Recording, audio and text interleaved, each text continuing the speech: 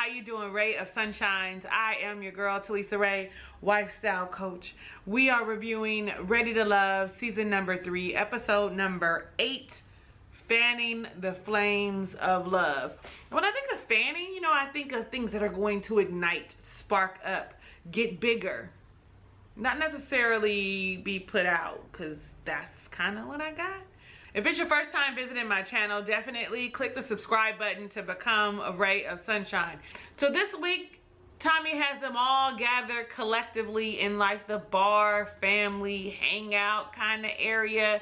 And we find out that one woman and one man goes home this week. Currently, there are 12 singles.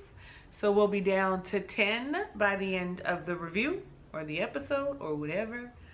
And Tommy's all like, I'm hosting a cookout because you know we be homesick.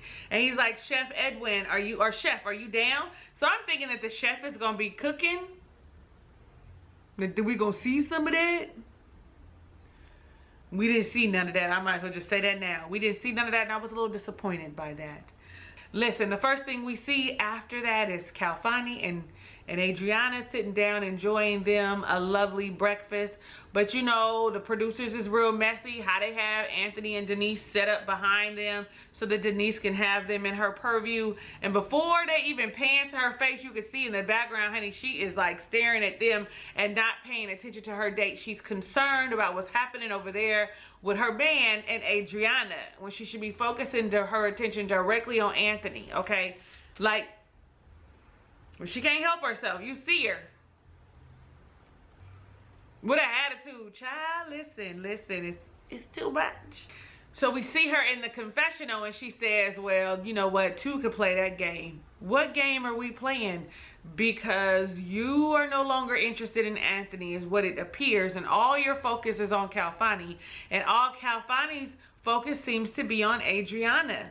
You're not playing the same game that he's playing. And all I can think to myself is, like who likes you? Like you said you felt something for him, you kind of dig him, allow that to cultivate some and see where it goes. Because Calfani is no longer feeling you the way he did when we were looking at episodes 1, 2, 3, okay? So then you see Anthony and Calfani.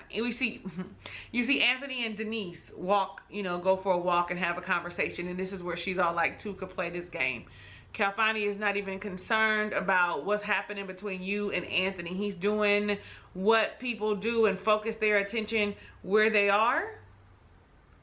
You don't even see him glance up at her. Like, he could see where she is, but you don't see him glancing up to have a conversation. And when Anthony and Denise go to talk, you know, she talks to him and she likes him or whatever. And it's a different vibe, right? Like, she wants to F-U-C-K Calfani and just wants to like kiki and ha-ha and play patty cake with Anthony. The thing about Anthony though is he likes her complexities. He likes all the intricacies of her. You know what I mean? Like, he's okay with her having all this stuff that has accumulated over her life and has brought her to this place called experiences, and is not faulting her for any of that. So then we go and we see Jay and Joy, and Joy is as cute as a button, honey. I like her style and her look. I know y'all is tired of her hair and it's in her face and all of that, but I think it is very becoming of her. And listen, maybe there is something under her wig, like this big ass forehead. Like, it's okay. You know, pretty girls got big foreheads. Maybe she got a few spots on her head. Who knows? But she's rocking the shit out of the wig the entire time, no matter how hot and humid it is up in Texas. Hello, somebody, y'all better tell the truth that it's hot and she's still rocking that wig till she get in that room at night. Take that off and have that stocking cap up in there. Y'all better leave her alone with that hair because she be cute. And then Jay is like, you know what, I set this up so that you could, this wine tasting date, so that you can bring me into your world. Well, you set the date up and I really want to see what your world is about. How much has he shared with us about him?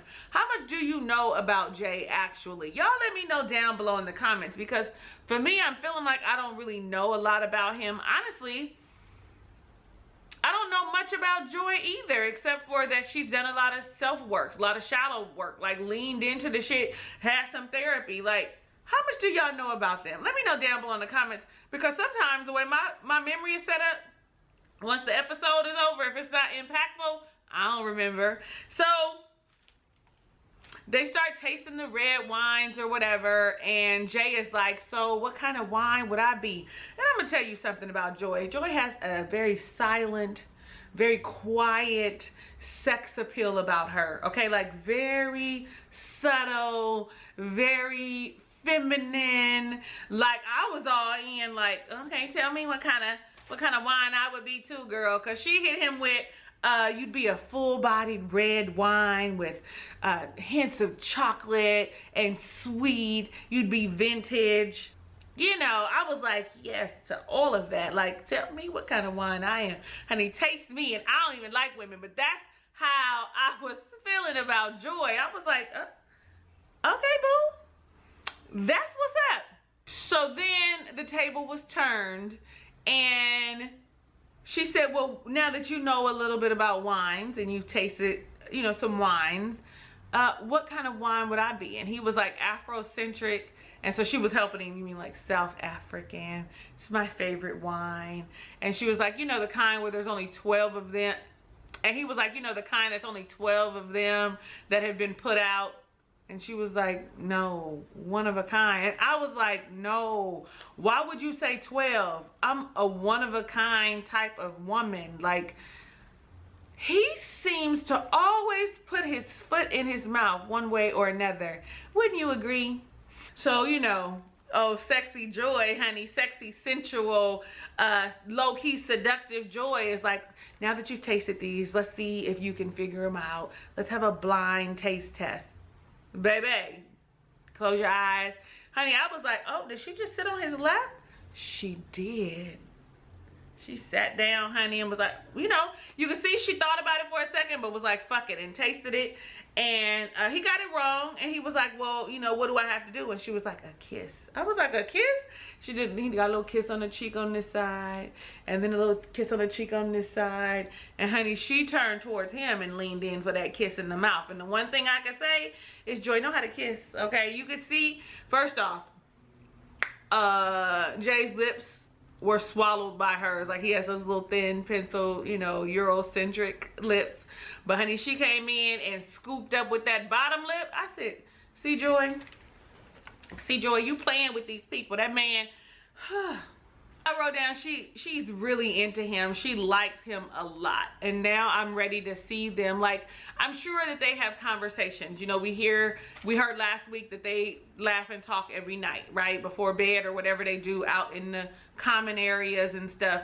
I'm sure they have really great conversations, but I would like to see more of those in-depth conversations with the girth, with the meat, you know, with the real questions and asking stuff, so that I could really see who he is and, you know, learn more about Joy.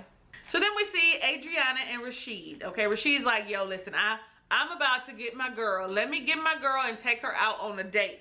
Now this date wasn't as cute as the date he had with Simone, okay? And we know that he likes Adriana more than Simone.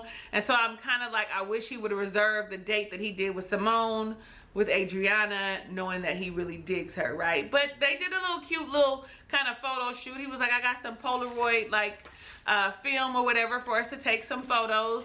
And that's actually really cute. All of them have wine, but I'm sure that they have to get creative and try and figure it out, and that there are only so many things that they can actually do at the resort. And we know that Adriana is his top, and he wants to make sure that she remembers that they are on the top, or that he is on the top. You see them like kind of revisit the conversation about children, the same conversation that she had with her friend when he was there. And you know, he was like, so would 2 be enough or some shit, I don't know. But they both want boys. And she said that she felt like it's too good to be true, because their conversations flow and it's easy. Kind of like easy like Sunday morning. And you know, so now she feels like, you know, she's scared. Like, oh, what's gonna happen next? Ladies, listen to me. You deserve to have things feel easy like Sunday morning, relaxed and comfortable, where conversations can be had easily. It should not take a whole lot of work when you connect and you have chemistry. Now, unless she lying, because I can't see no woman who, when they check all the boxes, she says she's handsome. We see he's, you know, successful in his career. You know what I'm saying? He talks, he's vulnerable, he knows what he wants. And I can't see why any woman would have a problem with someone that makes it easy to be yourself and to converse with, and you know, that you could feel like you could grow with. Like, y'all talking about kids and shit. Like, who you talk about that with other than people that you're interested in? Y'all let me know down below in the comments, because I could be tripping. Because, you know, once I like somebody, I be biased. And y'all know that I'm Team Rasheed now. So I be a little biased. Help me out. Pull me up. Does she have a reason to be uneasy about him? Now listen. Let's talk quickly about Simone and Edwin. Simone says, I didn't even know she liked Edwin, okay? Let's just start there. That she wanted to sit down and have some conversation and some time with them. Let's just start there. I had no clue that she had a thing for Edwin. Did anybody know? Did you know? Because I don't remember her making any effort, him making any effort, which is really what these men need to be. These ladies need to let these men come for them. But nevertheless, she, you know, says that she wanted to spend some time with him and get to know him a little better. As they're talking and she's asking questions, the one thing that keeps coming up is that she's an interrogator. Like, she does not allow people to finish their sentence. The professional lawyer in her acts like she is on the stand, and she got to ask all these questions. You're asking questions that you're not going to get an answer to if you don't let them finish up and follow through. You feel me? It really bothers me. But more importantly, it bothered me that she was trying to tell him how he felt. That, you know, he was raised with his mom and his sister, single mom. Dad was in the same vicinity, but he didn't have a relationship with him. And he was like, you know, I dealt with it. I was fine with it. And she had the nerve to try to tell him that he wasn't. I don't believe you. Since you can't tell nobody how they feel, even if he lying, you can't tell him what he feels. You have to allow him to say his truth, speak his truth. It is his, not yours to speak. Hello, somebody. Tell me something. I just didn't like that she was calling him a liar pretty much. And even, like I said, even if he was, it's not for me to say that you lying. I didn't know you as a child. And I might feel a certain energy, and your words and actions might not align with one another. But I'm not going to tell you how you feel. Yo, that's foul. It's wrong, okay? And she better be lucky he just didn't get up and walk away. Because he was like, in the confessional, I don't like her line of questioning. It is her profession speaking and not her authenticity, herself. So they are all at the table together, and somehow Rasheed starts talking about what goes on in Tommy's Tavern on Elimination Day, about how Tommy can't get Brian, or Brian does not go straight and clear, that he takes you all the way around the mulberry bush.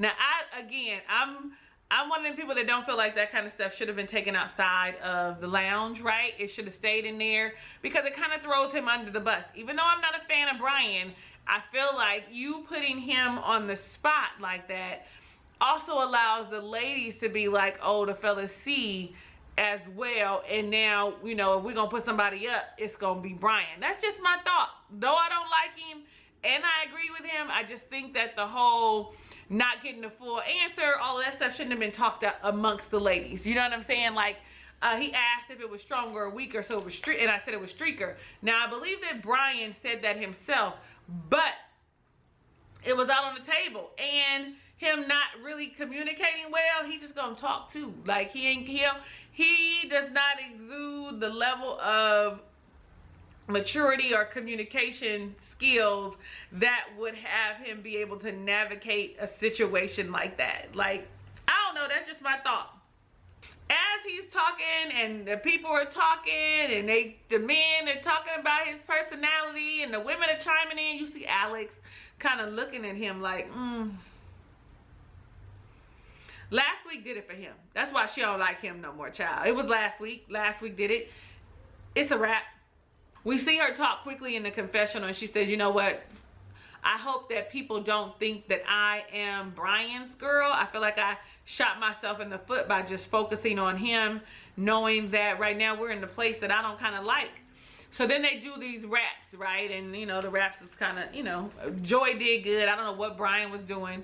It was whack, like he said, right? Then Joy came in. I liked her little flow a little bit. But then Alex. Was it Alex next? Yeah, honey. And she made sure to make it known. I like Brian, but I like Rasheed too. Like, let it be known that I like more than just Brian. Whole table kind of erupted. You know, like, she was like, I'm shooting my shot right now. Now we see Simone and Rasheed together after this, and Rasheed asked Simone, well, what is it that you like about me? And she was like, of course, because you're handsome and you're intelligent, but I also like that you've been married before. Now, I'm gonna say this, she hit the nail on the head with this. A person that has been married before, if they're willing to get married again, understand what it is that they need in the marriage. They understand how a marriage works, where their downfalls are, and if they're intentional, because that's what it would be. If I've been married before, which I have, and I want to be married again, I know what it is I want when I go into it.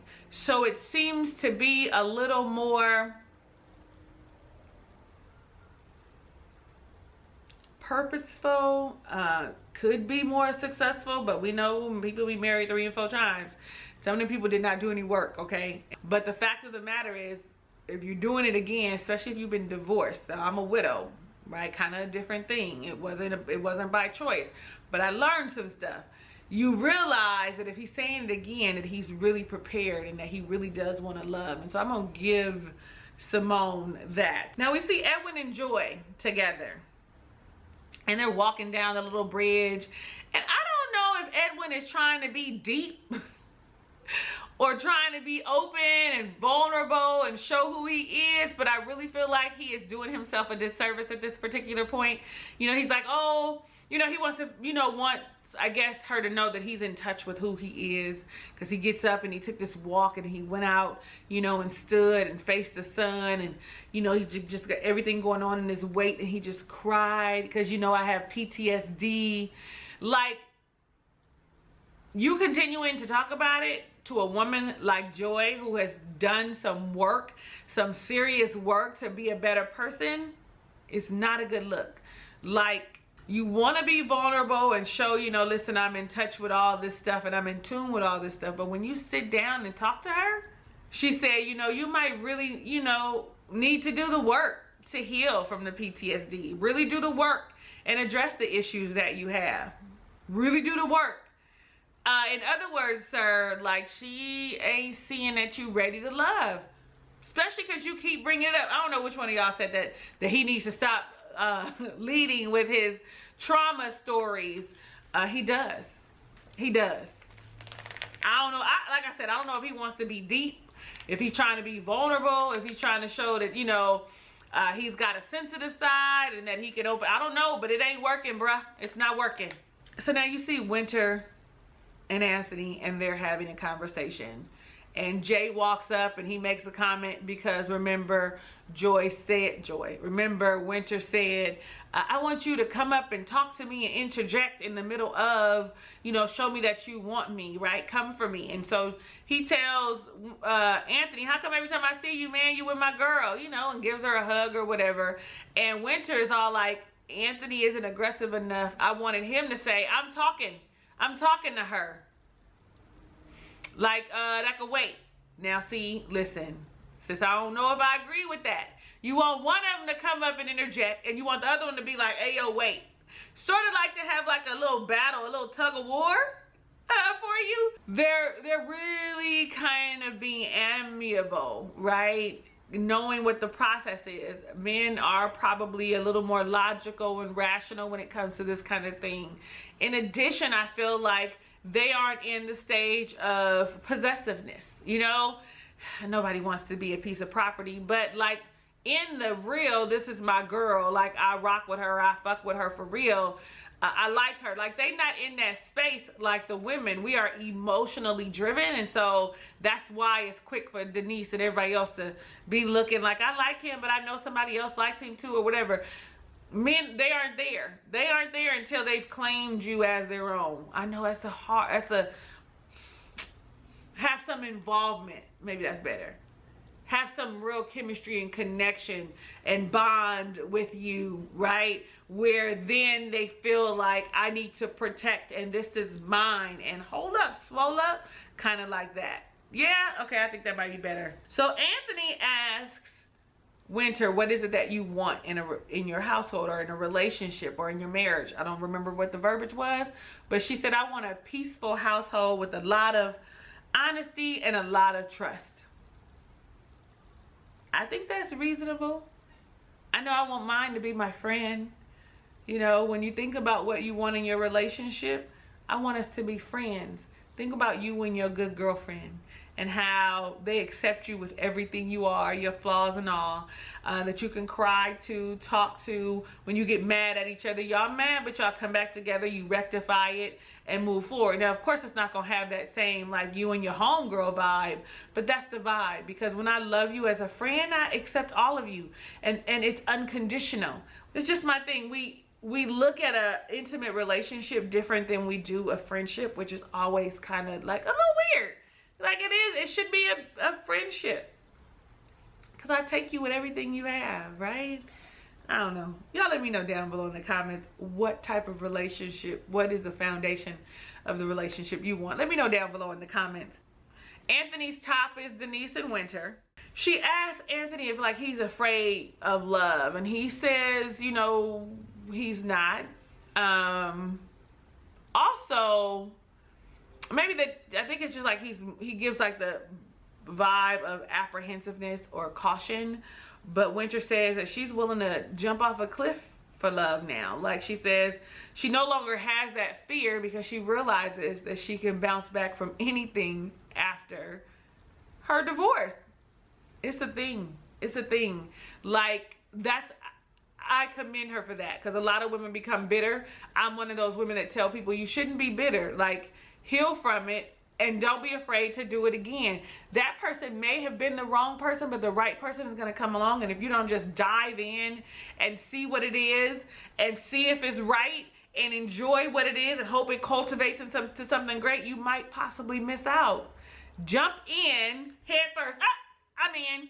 Winter has a great point. Once you find out and discover how resilient you are and how great your bounce back game is, that you know that you can heal from something, nobody wants to keep going through that. But once you realize that, it's freeing and you are free to be you and love how you want to, right? Like that's just my thoughts. So you see Brian and Alex get together, honey, and you know, he walks away with her to sit and talk, and she makes it plain that he doesn't listen, that he doesn't allow her to talk, and then ran back how the conversation went about the domestic violence. Like, she feels like he jokes too much, like when it's time to be serious, he's not, and she don't like it. I mean, I don't know how many women would, like, if I'm expressing something serious to you because I'm trying to connect with you and share part of my story and have you understand why I'm the way I am. If you get to kikiing and joking, I'm all like, I can't take you serious. There's a time to do both. After we have the heart to heart, then make it lighthearted. Like, not in the middle of my fucking conversation about my shit. Like, this is my shit that I carry. Act like you care. Act like you fucking care for at least 5 minutes. Damn, like, I mean, we find out at the same time that homeboy ain't been in love as an adult, like in his early 20s, but now in his late 30s, that he has never been in love. Listen. So she's over him. I've been over him. The fact of the matter, you've never been in love means that you're too busy, you know, running from shit. You're not mature enough, or you just want to play the field and play around. Like, that is the thought process that came up for me. Like, people aren't taking you serious, or you're not going into something wanting to have a real connection. You just want to, you know, hump them and dump them. So now we see Calfani and Simone talking. Later we see Brian and Simone talking. And I'm all like, I'm on my world tour with my mic in my hand, like, Simone, you ain't never liked these people before. You is out here trying to make sure you stay. This is not helping you in any shape, way, form, or fashion, you are actually sending yourself down the lane to go home. Like, these men ain't talk to you. You know, he was like, Kalfani straight up said, I already got my eyes on somebody. Like, I'm focusing my attention on Adriana. Like, what? Since I'm here already, when we see Simone talking to Brian, she's all like, you know, I'm interested in you and I really want to get some time with you, yada, yada, yada. And again, I'm all like, since when, sis? This isn't a good look. It's not. It looks desperate. It looks desperate. Well, it's time for the cookout. Tommy tells the couples, listen, explore your compatibility at this time. And I'm all like, if you ain't made no connections by now, and we are on episode number 8, you are probably in trouble. Okay, so what the process is, what, about 4 weeks, about a month?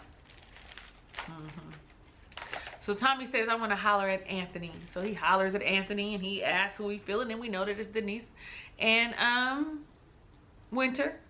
Listen, I'm just curious as to what's up. Like Tommy, like, you gonna have to choose one, and it don't seem like you like one or over the other. And now I'm all like, do you really like either one of them, or is this just your way of staying in the dating game? Because nothing is saying I like either of you.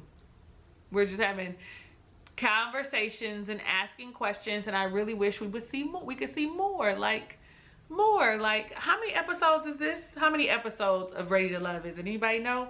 Let me know down below in the comments. Is it 12? Is it 10? Because we on 8, so it must be 12. Anyway, he asks him about Denise's jealousy and if it makes him feel away, and he's all like, I don't get that side of her. Like, and Tommy says, different people bring different things out of you. Absolutely they do.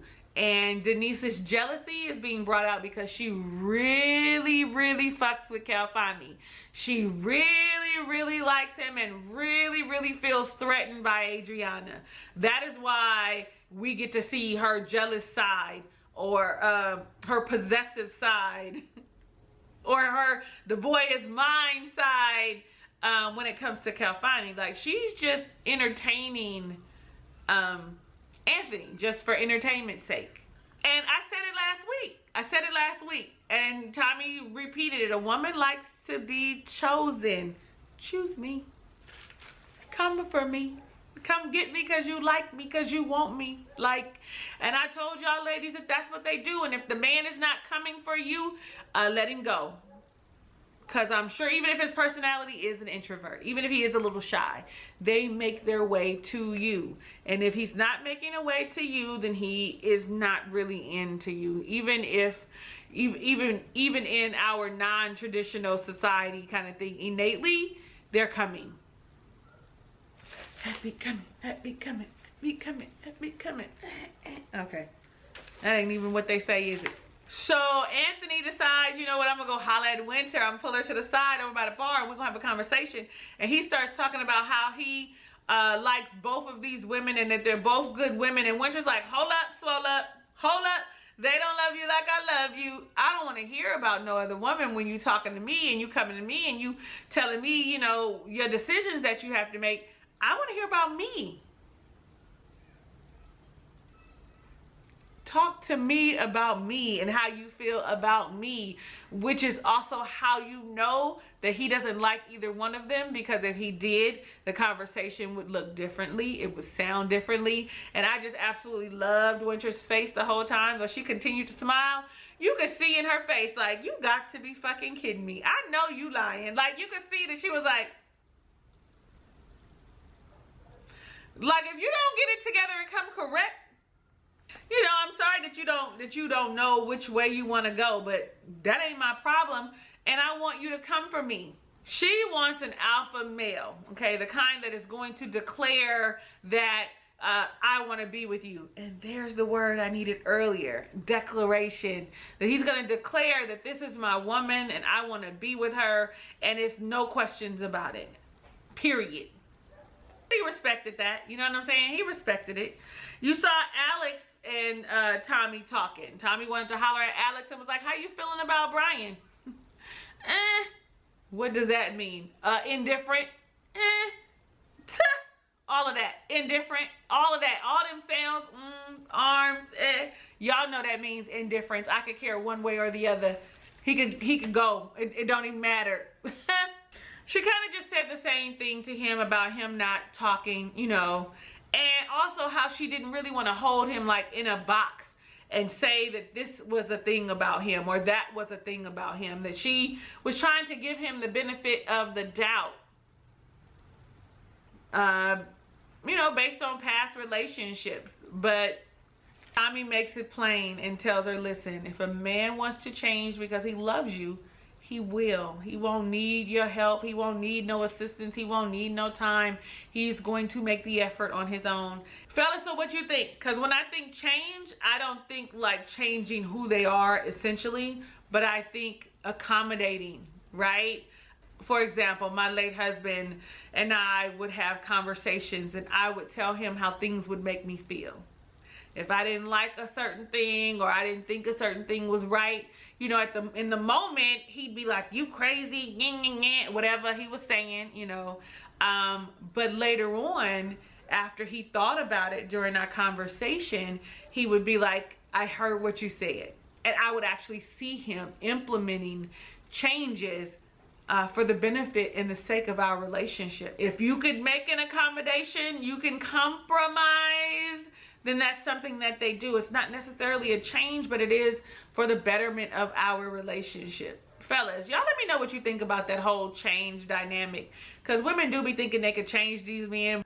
So Tommy meets with the fellas and the ladies separately to discuss the elimination. And for the most part, only things that I wrote down that we did not know already, we knew that Calfani liked Adriana more than Denise, but because he vocalized it, like she's at my top, and people were shocked about it, even though he was like, even though I know my dude over here likes her too, you know what I'm saying? That was something that I wrote down. Like, I didn't write everything down like I normally do during that, but what I did write is the least compatible for the men was Edwin, who needs to work on his shit, right? All that whole coming with his trauma. Nobody wants to have to heal with you. Like, I'm healed already. I'm whole already. And I want to come together with someone else who is whole. And we have two whole people. I don't know, y'all. That's my shit. That's my shit. That's my own shit.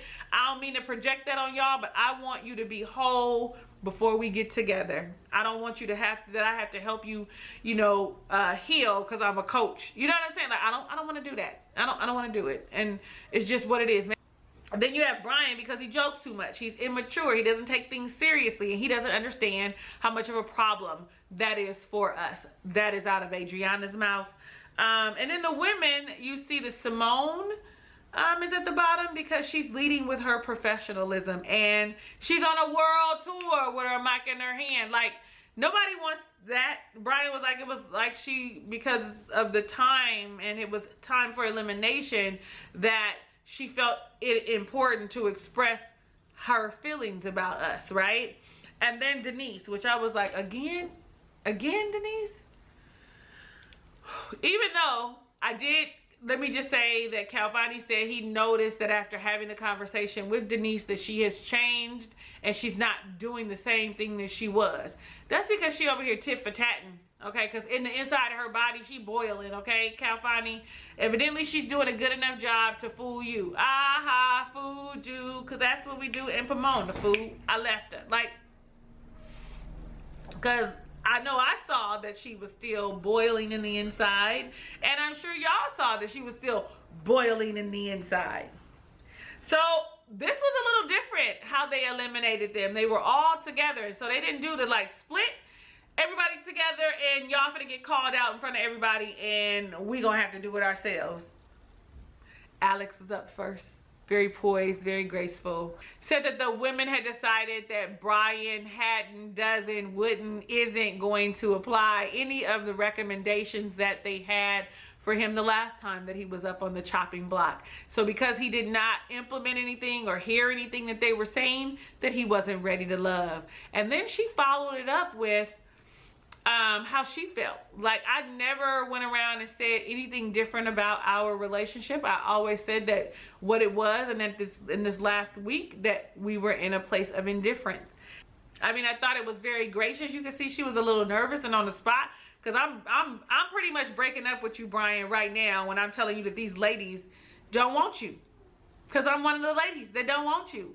And then you have Edwin who comes out. Now, Edwin, the one thing, I'm not attracted to him anymore. Let's just say that now. Like, I was looking forward to him because he was a Virgo and I like salt and pepper and all that. But no. But anyway, Edwin comes out, and the one thing that I can say about him that I still like is that he speaks very eloquently. Very clearly. Is very gracious. I like that word. Considers someone's feelings, and he begins to tell Simone, so long, farewell, because she leads with her professionalism and that she is a great woman and yada, yada, yada, but it's time to go. Like, you can see Rasheed actually reached over and hugged her before he said Simone's name. So he already knew, and she felt it too, I think. Y'all rewind that back and take a look if you don't believe me, because it's true, okay? Who y'all think is next? Because I didn't think that Simone was going to be one of the women going home this week. So who is it? Y'all let me know what you think about this episode this week, and who's next to go. Who's leaving us next week? Thank you so much for watching my review of Ready to Love Season 3, Episode number 8 again. If it's your first time visiting my channel, definitely click the subscribe button to become a ray of sunshine. There's a notification bell that you should click so you're alerted when I upload videos. Share this video with your people. Give me a thumbs up because you like me and I know it's real. I love you in real life and want every good thing that God has in store for you. Even if you don't know what that is for yourself. Hugs and kisses and lots of love. I'll catch you on the next review.